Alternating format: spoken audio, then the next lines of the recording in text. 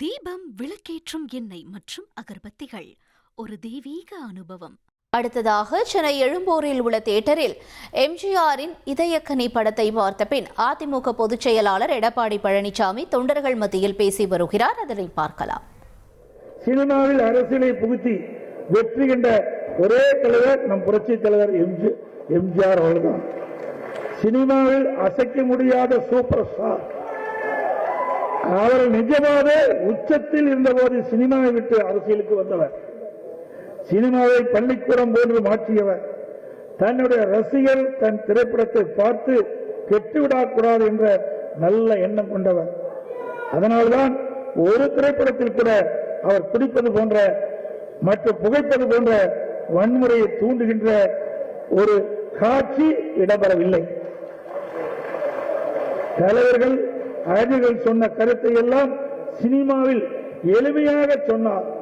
அதனாலே எம்ஜிஆரை வாத்தியார் என்று அன்போடு மக்கள் அழைப்பார்கள்.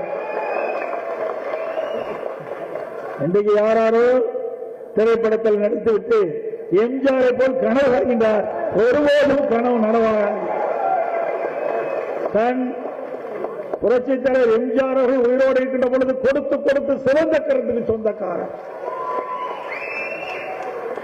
இந்த மண்ணிலே மறைகின்றாலும் அவர் இன்றைக்கு மக்கள் மனதிலே வாழ்ந்து கொண்டிருக்கின்றார்.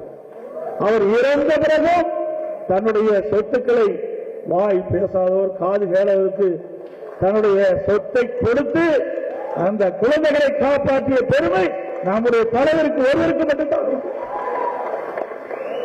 திரைப்படங்களில் மக்களுக்கு என்னெல்லாம் செய்தவன் என்று சொன்னாரோ அவை எல்லாவற்றையும் முதல்வராக வந்து செய்து காட்டியவர் நம்முடைய தலைவர் புரட்சி தலைவர் எம்ஜிஆர் அவர்கள்.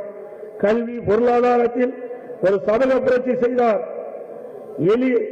ஏழை எளியவர்கள் பொருளாதாரத்தில் பின்தங்கியவர்கள் உள்ளிட்ட அத்தனை தரப்பு மக்களையும் உழைப்பதற்கு 68% இடஒதுக்கீடை கொண்டவர் நம்முடைய தலைவர் புரட்சி தலைவர் எம்ஜிஆர் அவர்கள். தீபம், விளக்கேற்றும் எண்ணெய் மற்றும் அகர்பத்திகள் ஒரு தெய்வீக அனுபவம்.